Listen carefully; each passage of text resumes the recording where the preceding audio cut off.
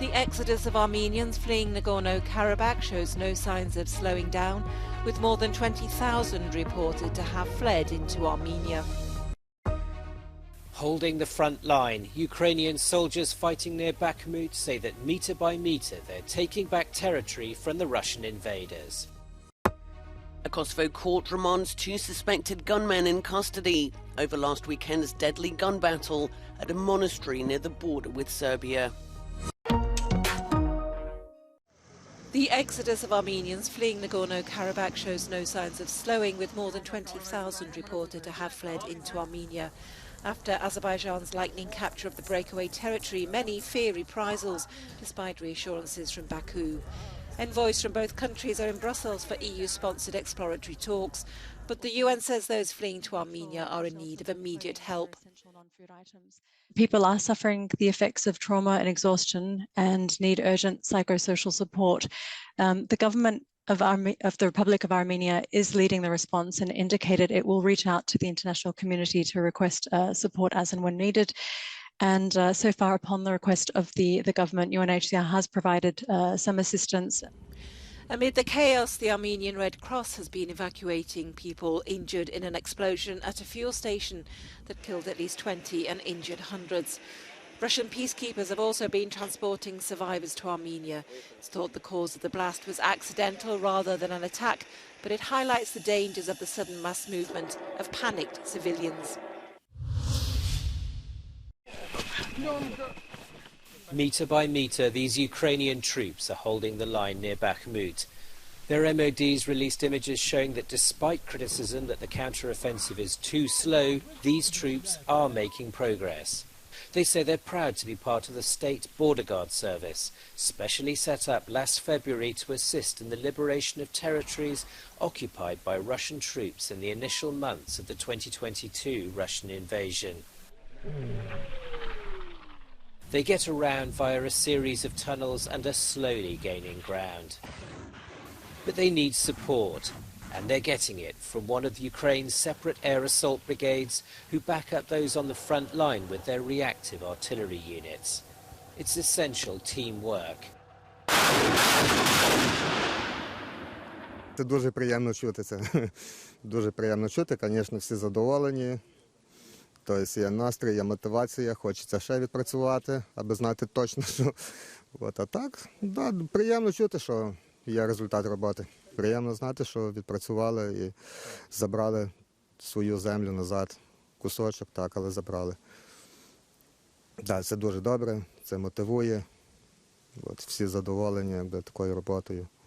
Тому в тому дусі так і далі все буде добре.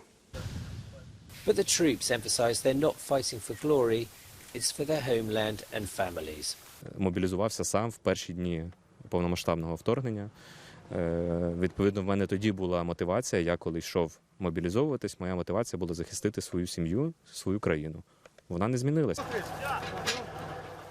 Military experts say things will get more difficult as winter approaches.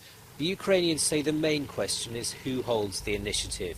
Kyiv says it's on their side, but so do the Russians.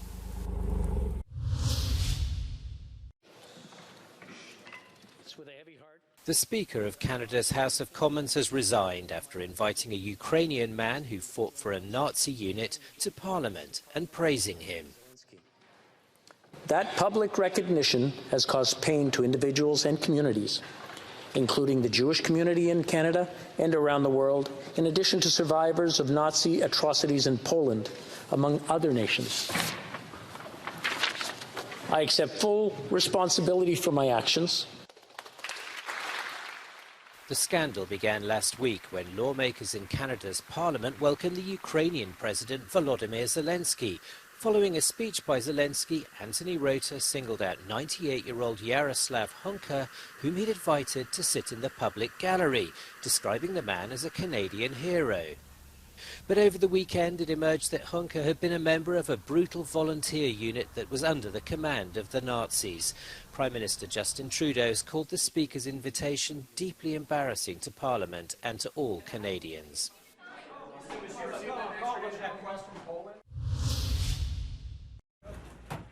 A Kosovo court has remanded 2 alleged gunmen in custody after their arrest last weekend. It follows a deadly ambush and standoff with police at a monastery near the border with Serbia. A third suspect was detained the day before. Drone footage of the siege at the monastery has been released by Kosovo's Interior Ministry. The government in Pristina is claiming that the deputy leader of the Srpska List party, which represents many ethnic Serbs in Kosovo, led the group which carried out the weekend attack. Milan Radojcic is said to be closely associated with Serbia's president. Meanwhile, Serbs in northern Kosovo lit candles for the gunmen killed in the clashes with police. A Kosovo police officer also died on Sunday in an ambush before the ensuing gun battle at Banska Monastery. The clashes are the gravest escalation in violence in Kosovo for years. A blow to migrant trafficking in Germany, where police have dismantled a smuggling network of people who pay between €3,000 and €7,000 to enter the country illegally. The operation, involving 350 agents, was carried out simultaneously in various federal states, including Lower Saxony and North Rhine-Westphalia. 5 alleged smugglers, 3 women and 2 male Syrian asylum seekers already living in Germany, have been arrested, and more than 100 Syrian citizens have been found in buildings used by the network. The suspects were charged with organised smuggling of foreigners for commercial purposes, money laundering and forgery of documents. The network was discovered through the frequency of trips through Frankfurt Airport. It used several ways of transporting the migrants. Some were taken by plane from Turkey to Luxembourg and then by car to Germany, while others arrived via the Balkan route. More than 160 flights have been cancelled at the UK's Gatwick Airport this week due to a lack of controllers. Up to 30% of staff are currently unavailable for various medical reasons, including a surge in COVID cases. The airport announced on Monday that until October 1st, the number of flights will be limited to 800 per day. The difficulties come after a giant breakdown at the end of August, which led to the cancellation of nearly 2,000 flights over 2 days and numerous delays. A fire at a wedding in northern Iraq has killed at least 100 people and injured 150 more. The blaze happened in Nineveh province, which is a predominantly Christian area just outside the city of Mosul. The bride and groom are reported to be among the victims. It's not yet clear what caused the blaze, but early reports say it broke out after fireworks were lit. Flammable construction materials may have contributed to the hall's rapid collapse. US President Joe Biden joined a picket line in Michigan on Tuesday, becoming the first serving American president to show such support. The United Auto Workers Union declared a strike in November, targeting Ford, General Motors and Stellantis, pushing the 3 major car companies for higher pay and other improvements in new labour contracts. Biden's visit to local car workers comes a day before his main electoral rival, Donald Trump, does the same. Brussels is concerned about disinformation coming from Russia in view of upcoming national and European elections. European Commission Vice President Vera Jourova says she's convinced the Kremlin is already active in manipulating European voters. She now wants tech's biggest companies that signed a voluntary code of practice on disinformation earlier this year to help fight it.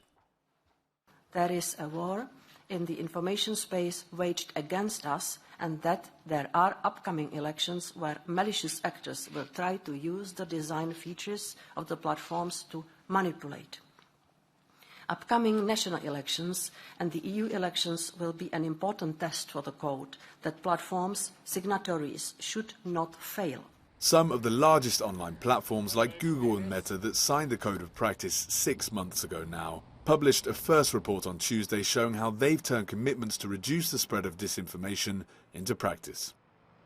According to the report, millions of fake accounts were identified and misleading content was restricted. Commissioner Jourova also had a message for Elon Musk, who withdrew Twitter from the voluntary code of practice earlier this year. Mr. Musk knows that he is not off the hook by leaving the code of practice, because now we have the Digital Services Act fully in force. As Twitter has been designated as the very large online platform, of course there are obligations given by the hard law. So my message for Twitter is you have to comply with the hard law, and we will be watching what you are doing. According to her, it's the combination of AI and disinformation which is creating the biggest headache. So how easy is it to address these new challenges? This analyst says that the largest platform's dominance can be challenging, and also that the EU's current policies are not enough. Έχουμε στην ουσία εδώ μια αντίφαση. Από τη μία οι πλατφόρμες θέλουν κινητικότητα σε ό,τι αφορά το περιεχόμενο.